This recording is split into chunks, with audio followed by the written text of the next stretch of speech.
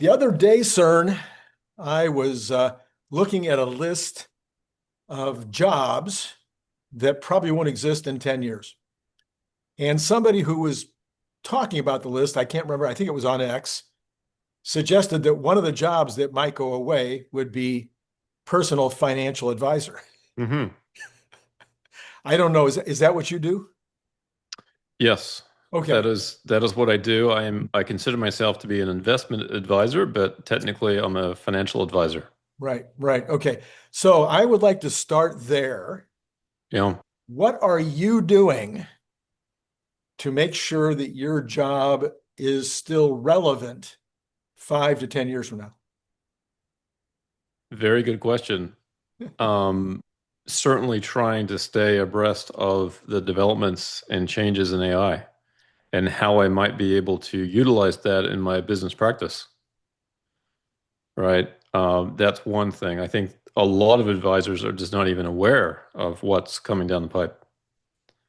So at least I'll be aware of what's about to hit me in the face, as opposed to being unaware. Right. But when you look at a financial advisory job, there's a certain technical aspect to it, right? You have to know certain things about how investments work and how finance works and money and laws and taxes and all kinds of stuff. So there's that. But and there's no doubt that AI will know more about all that than I possibly could. Right. Maybe already does. Probably already does, Yeah. right? And so that's great. AI is a good resource for that. And we're seeing that too in legal fields and healthcare too, by the way, Right. right? But there's a big part of what I do that is working with real people and their emotions. Hmm. Money is emotional, right? Money is just a human abstract thing, right? So it's tied up with all kinds of emotion. We spend our entire lives trying to accumulate it. For what purpose? We can't take it with us Right. into the hereafter, right? It's solely for to meet our needs here on planet Earth, as far as we know, right? And so there's an emotional side to money, and I think I would like to think that human advisors bring some value to the table to their clients on that aspect of things. All right. Let me clap back. They have done a number of tests, even before we really got to the age of AI. Well, I guess it was after AI. So right away after ChatGPT came out, there were people that were going to, including me and probably you, going to the ChatGPT and saying, "Oh, my wife and I just had a fight. This is what we fought about. Yeah. How should I apologize, or what should I do? Give me the words to say." And so then people were getting really, really good answers, sometimes not great answers, including "you should kill yourself." but but but overall, people are saying that when they ask medical questions and psychological Yeah. questions, they're getting not only good answers, but also answers that are kinder, are more nuanced, or more personal. And now we add memory so that the LLM is going to have a perfect memory of all of our previous conversations, which no therapist or doctor is ever going to have a perfect memory of all of the data before. So I could make an argument based on that it will be better at the personal at the work that you do. Yeah, and I wouldn't disagree with you. I think in many aspects it will be. It's certainly going to be infinitely patient. It's going to remember everything. It's going to consider an infinite number of different alternatives. In theory, it should, right? It will help people, I think, be more rational, more logic. But again, people have to be open to that. And sometimes there's something about a human relationship where you say, listen, Randy, don't be foolish here. Don't make the mistake. And is an AI going to be able to talk to you in that way and say, I mean, I don't know. I mean, it has the potential to, Mhm. right? It has the potential to. We've already seen, these AIs that talk to you. They can have any kind of sassy attitude you want them to have. Right. So if you tell the AI and say, "Hey, I want you to hold me accountable, and when you think I'm making stupid moves, stop me," I suppose it'll be capable of doing that. Yeah, and I have said, and I will in the book in chapter 12, which is where this will be covered, I have talked about the fact that I think that AIs will make great coaches. I think that the robots, the humanoids, will be really good at being coaches of sports. And so there will be some motivational side to it, and the you go guy, and maybe they'll be really good at knowing different personalities and knowing which one needs more push and which one needs more love and encouragement. So they may be better at all those things. And yet, I think to your point, I look back at my next to last profession before this one. And my next last profession was as a consultant to small business owners. And a lot of those small business owners knew 100% what they needed to do. Mm-hmm. And they basically paid me to come in once a month or pick up the phone once a month and tell them what I had done that they should have done, or remind them of what they needed to do in the next 30 days. And they paid me because they knew that they needed that, again, I think personal human being who they could relate to differently than they'll ever be able to relate to an LLM, to be that encouragement, or to be that to actually do the work. Yeah, it's going to be interesting to see the relationships we develop with AI. Right now, when you talk with an AI, it's obvious that you're talking with an AI, and it's kind of weird. And you get to the point where it's like, oh, I've had enough of this conversation, right? And maybe people feel that way with humans too. I'm sure that's the Right. case. Uh, It may be happening right now. Oh, it no. may be, maybe it's already happened. Yeah. So for the three people still listening, we can continue. Um, so it'd be interesting to see how that evolves. I mean, I already see like in some children, and particularly like autistic kids, that they love talking with AI, Mhm. right? There's a certain patience there that for them no human can really deliver. Right. They can say things over and over and over again, and the AI doesn't get tired of it. So it is kind of interesting on some level that already it's far better than any human could be in many regards. Yeah, so I'll take this line of thought and I'll apply it to I would think the most extreme example, and it's one that I have just come up with in the last couple of weeks of a job I don't think will go away ever. And I think that is the consultant, advisor, therapist who has a religious base. So I don't think I'm going to want to go to church and hear AI Mm. tell me about Jesus. Okay. I don't think I No, want to go to an AI pastor to tell me how to live my life or to deal with my wife, as we just talked about, to deal with my wife in a Christian way. yeah, So I do think that backs down the chain. I think if you don't agree with me about what I just said, I'd obviously love to hear that in the comments. But if you do agree that at least at the religious level, AI is not going to take over, then can we make some kind of an assumption that that kind of human need will still be a human to human need will still be there in some of this advice giving world? let me just drill down this a little bit with you. What makes religion unique in this respect in terms of humans not being willing to listen to an AI? I suppose it is that there is a sense of consciousness of an eternal reality of something that's not of this world. It is You know, yeah. but in theory, though, wouldn't AI with its all its brains Mhm. be more capable of understanding that perhaps than a human with a limited brain could understand? So I've gone extremely deep with Grok, back and forth, and you can see, fairly well read in the subject matter. I've studied it a lot. I considered going for my DD years ago. That's a Doctor of Divinity. I had actually applied to a divinity school. And I went really, really deep. And Grok did great. I mean, really, really great. But I will tell you that, at least personally, I still wouldn't ask it for direction or advice in my spiritual life. Sure. Just like you wouldn't ask a 5-year-old for financial advice. Exactly. Right. Sort of the same way. Yes. Right. But I'm wondering kind of out loud about whether or not we just haven't gotten there yet.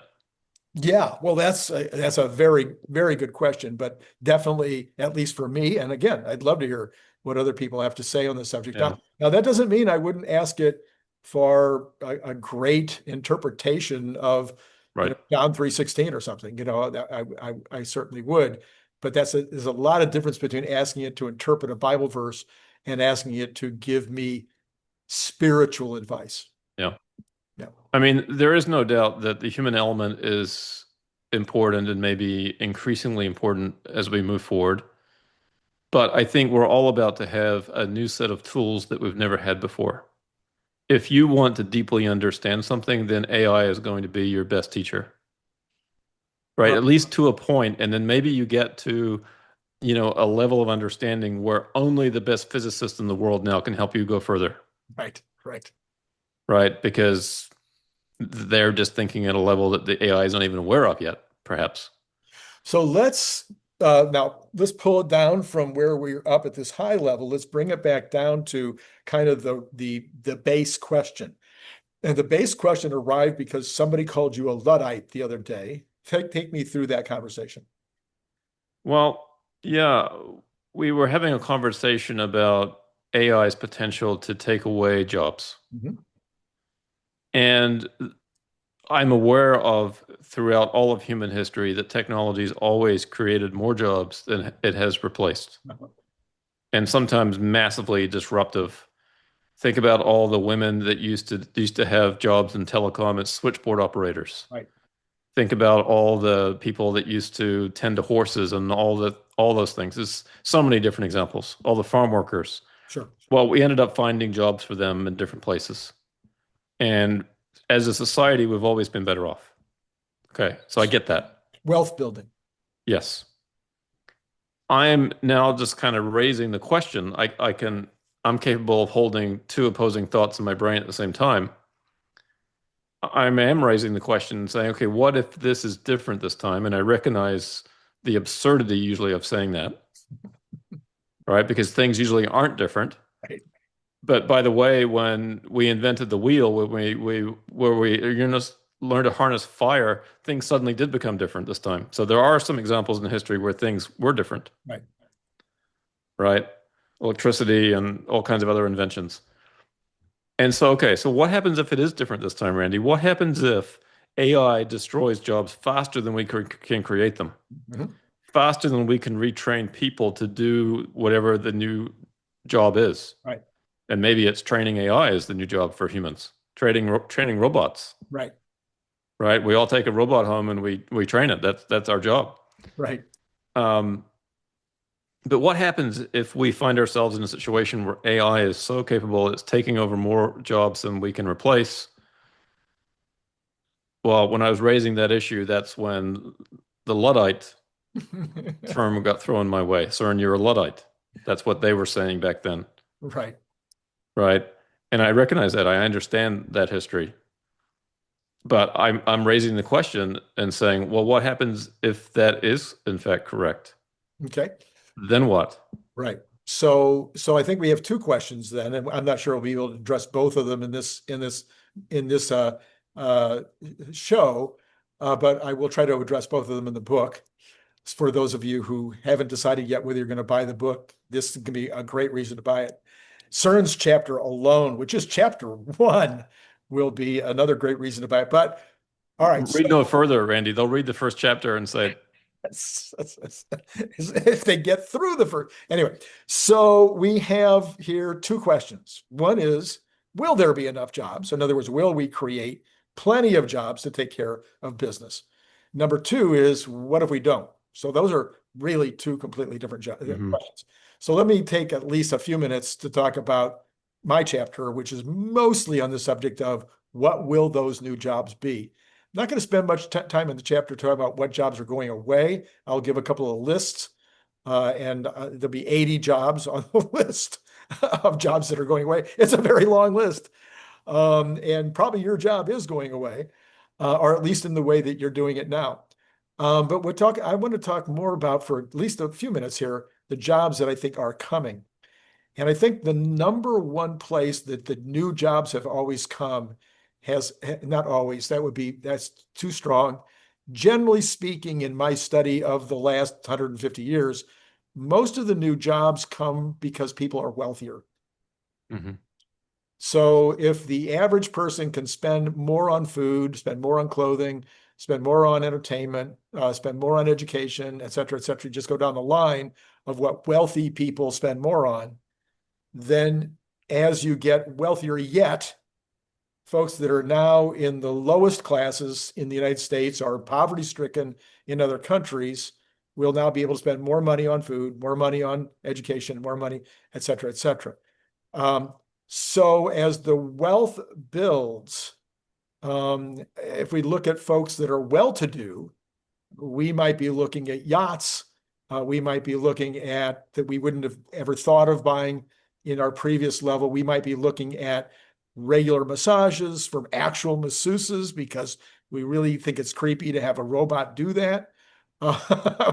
There will be some who will want the robot. I would probably prefer the robot. But there'll be other people say, no, it's creepy to have a robot. I'd rather have real human hands. So I think most of the new jobs, as I believe this has been true in the past, will come out of enormous improved wealth that requires more services and things. And if you were to guess about sort of what categories they could be, I know this is very difficult to forecast, where the new jobs will be because no one has ever been able to do this before, right? When the internet, for example, was first, being built out, could you have imagined, the success of YouTube and all the YouTubers? Right, exactly. Right. That wouldn't have been on anybody's bingo card that people could make a living making videos. Right. No. And so with the AI and robotics, clearly we're going to have a lot of job growth initially in the build out of all that and designing data centers and designing robots and training them and all that. So that's going to be a huge growth industry for a long time to come. But beyond that, I'm hard pressed to come up with things because the situation you're talking about is we're bringing people up from the bottom and they're getting to enjoy the things maybe that we already enjoy now. Right. Right. But are there things that the wealthy people with their newfound wealth, what are they going to do with that money? Yeah. So how many yachts can you own? How many properties can you own? Right. Right. You get to a point where you've satisfied everything that you could have wanted as far as purchasing things. So definitionally, I won't be able to give you anything that I can't think of. Yeah, that's unfortunate. It's a limitation of the human mind. So, the things that the internet that we couldn't think of, or that the cell phone or the smartphone we wouldn't have thought of, those are definitely out of reach. But within, I would call it kind of linear thinking, even sometimes first principles or sorry, Elon, by analogy.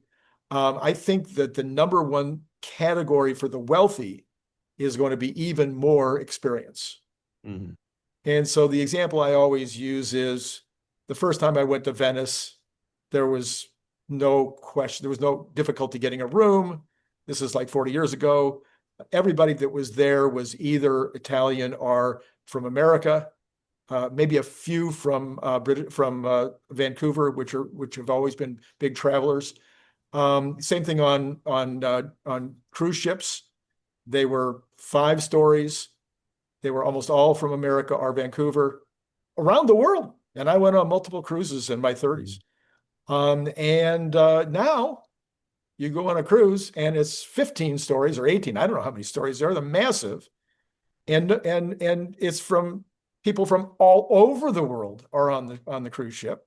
and people that would their jobs would have never afforded a cruise in 40 years ago are on those cruises.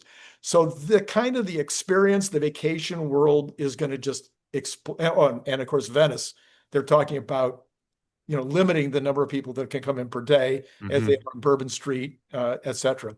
So there's going to be an explosion in a demand for experience, vacations, et cetera. And that experience will include sports, gaming, because people watch people play games in arenas, and that'll become bigger. I think sports, multiple levels of sports, climbing to the tops of mountains. There's already face to butt lines of people climbing the highest mountains in the world. That's all just going to get to be bigger and bigger, and there's going to be required humans to manage, own, et cetera. Those kind of experiences. Yeah, I don't disagree with that. I am still challenged to think about, though, in terms of just the job creation at scale. But I suppose if what you're talking about happens also at scale, then you need the jobs to support that at scale. Although, again, a lot of the, so-called grunt work behind the scenes will be done by robots. Yes, no, there's no doubt that right? Some of that will be by robots. Yes. Getting stuff from base camp to Camp 1 on Everest, maybe it's not a smart idea to have human Sherpas risk their lives to do that. Right. Right. Maybe you send in the climbing robots. Right. 100%. Right. And if you lose one or 10 of them down a crevasse, okay, so be it. So it's interesting. Of course, it all hinges on how capable these robots are. And my going in assumption is that they'll be as capable, if not more capable, than humans at some point. Right. Now, clearly, that's not the case today. Right, at all. On the topic of watching sports, I did see a video recently of apparently a robot fight club. Right.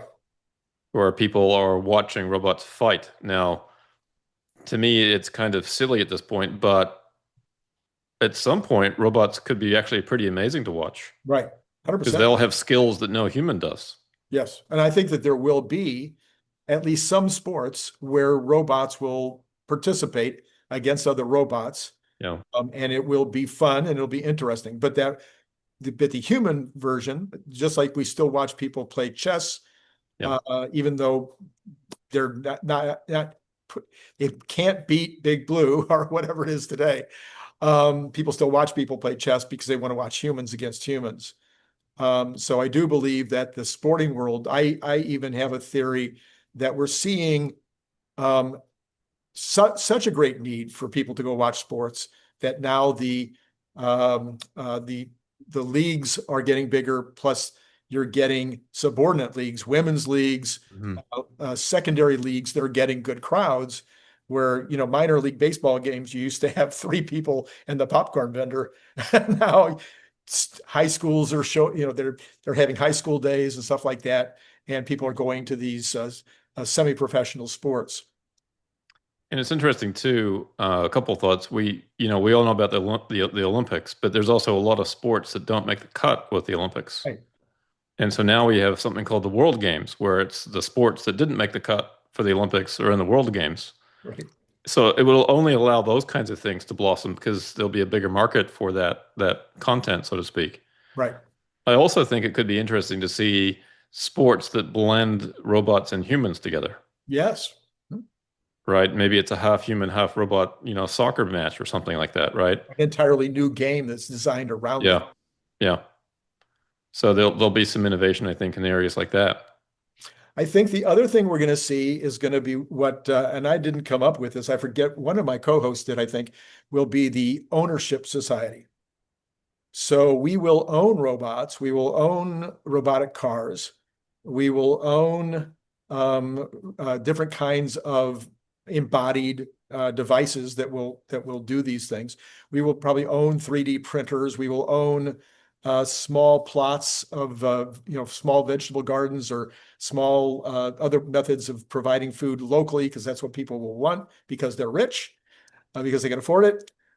So there's going to be a tremendous amount of ownership And to a certain extent, there will be management of that ownership because yes, the AI will help, and maybe there'll be robots that will do a lot of the work. But if you own it, you're probably going to want to manage it, and you will manage at some level over the things that you own that are providing a lot of this stuff that's going on. I think a perfect example of that is the influencer business, as well as the Etsy kinds of things that are happening, and even Amazon.com, where thousands and thousands and thousands of people do $500 or $1,000 a month of income, as I do, shipping products on Amazon.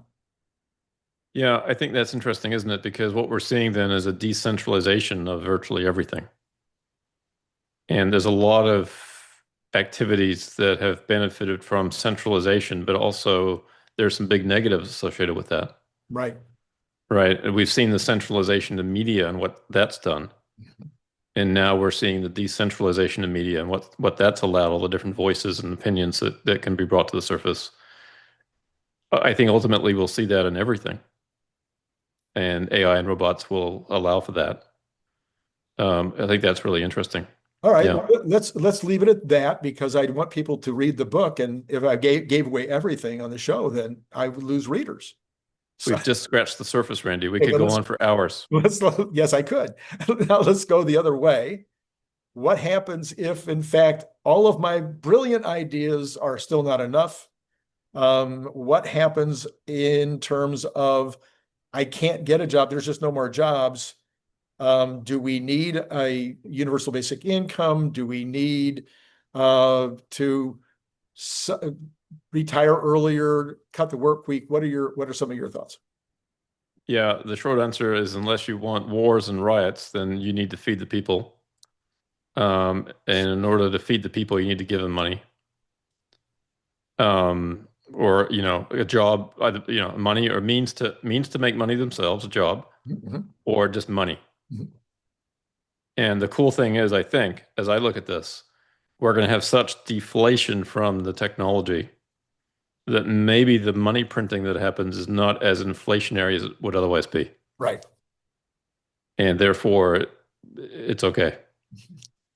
So I do want to disabuse people of the notion that that even though your budget is going to be way different, just like it already is. If you go back and look at the percentage of what you spent on food in the 50s versus the percentage that you spend on food now, it's dropped dramatically. Same thing for clothing, same things for even your vehicular travel, your cars.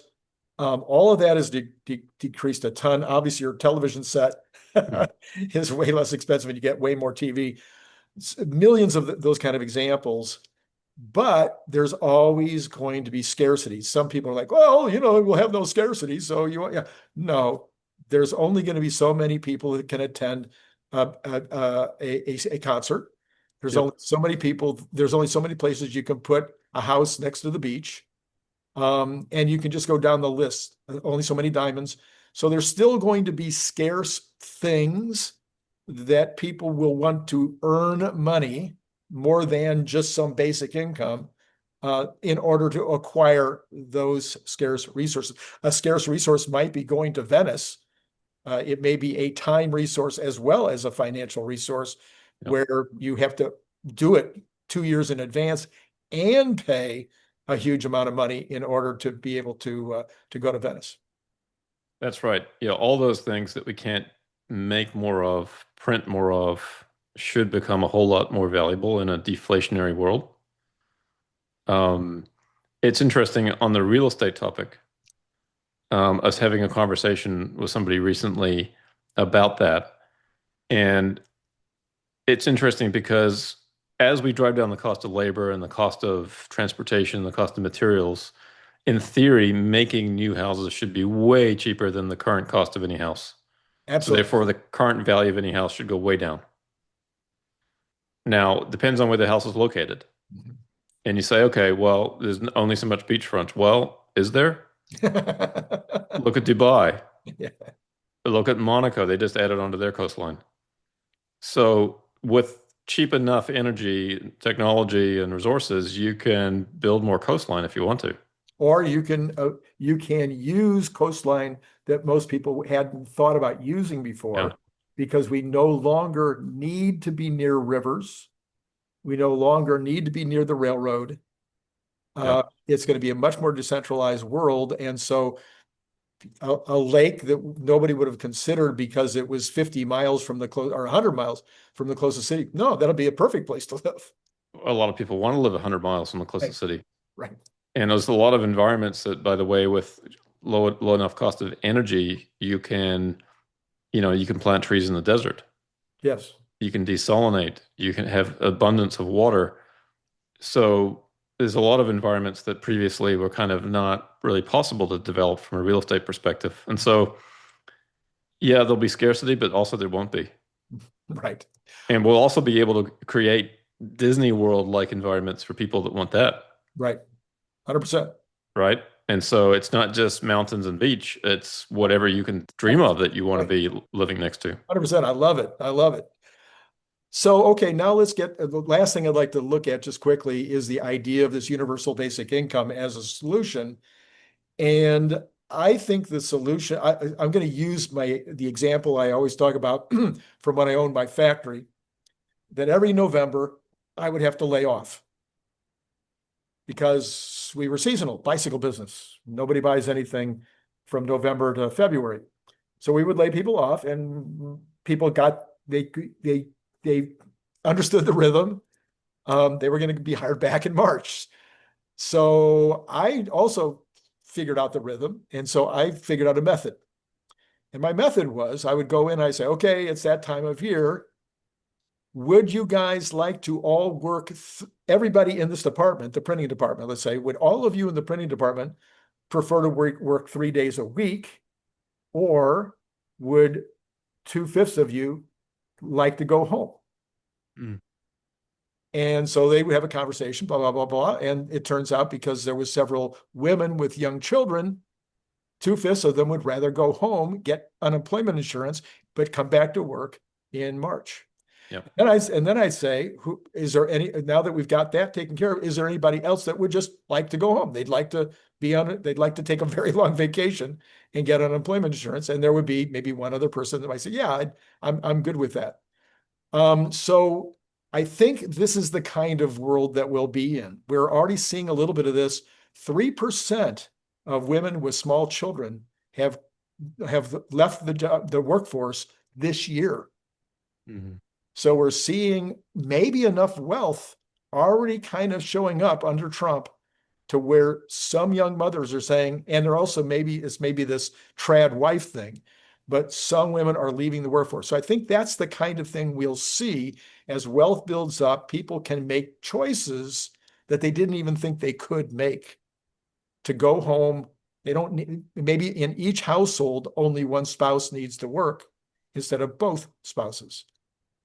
Well, to extend this idea a little further, I mean, if we have a world where all jobs that people need to be in a factory for have been replaced by robots, then is there any need for anybody to work anywhere other than home?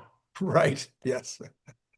Right. And in that case, Other than for the socialization, the stimulation of ideas, etc. sure. But you can create that elsewhere besides going to an office, right, or a factory. Sure.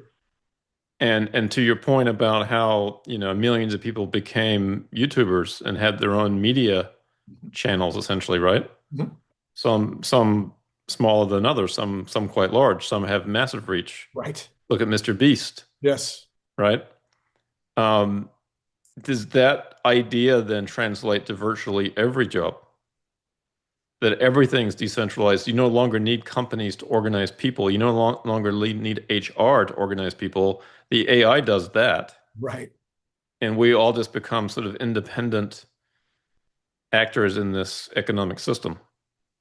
Yeah. And that just brings up one more thought. And that is, and I know I said I wasn't going to give away more stuff from the book, but stop it, Randy. You need to not do that. But bespoke manufacturing. Yeah. Bespoke everything. So we're already seeing this with Etsy, et cetera, but made by human hands will become a thing, I believe.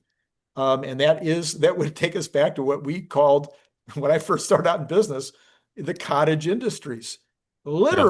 Literally in the 70s, when I was starting out in wholesale and in manufacturing, we would send home packaging and people would do the packaging in front of their TV set and then bring it back and we pay them by the piece. So I think there will be a return to kind of a cottage industry kind of approach for those people who have this kind of skills to do bespoke things that people will want to be made by human hands. Or the combination of the robots and the humans Right. doing that together. The robots can do a lot of that work while the human sleeps. You wake up in the morning, Right. and then you do your part, and so on. Um, yeah, I think there'll be an interesting sort of redesign of how we work, where we work, and for many people, why they work. Why they work. Yeah. Right. And hopefully it'll be less and less because they need the money Mhm. and more because they enjoy what they're doing. Or less and less because they need a lot more money, or that they're under pressure Yeah. to reach some level. Although I think the pressure to reach a level is good for most of us. It certainly has motivated me in my life. But yeah, I think to the extent that we're motivated by the mission, as Elon famously does, he says, I don't have to pay these guys millions and $100 million to stay here. They're here because they love the mission. Oh yeah, and of course they have a stock plan. But so, all right. Well, I think we've kind of at least opened up the subject matter. Maybe there's lots of commentary, hopefully, going on there by people thinking about how the impact might be on their job or their profession, their industry, and also maybe other ideas. Please put that in the comments below if you have other ideas of jobs that might pop up and become even more important in the future. It's relatively easy to see how it might impact somebody else's job. It's often very difficult to look in the mirror and see how it's going to impact your job because we all believe we're special, That's right. right? Yes, I certainly think that I'm weird and I'm proud of it. Well, special, Randy, special. Now you got to be careful of that. Anyway, all right, CERN, thanks as always for sharing we really went, deep and used you have anything left there? Yeah, I noticed, some steam from time to time. Yeah, it's funny because I'm reminded of the movie Dumb and Dumber, and maybe this conversation could be called Deep and Deeper, although that could be misconstrued by some people. But yes, yeah. On that note, say goodbye, CERN. Thanks, Randy. Come on now. You come on now. I'm gonna have to continue it. I guess you didn't watch Gracie and George, huh? No. When I say goodbye, CERN, you're supposed to say goodbye, CERN. Goodbye, CERN. It's been great talking to you.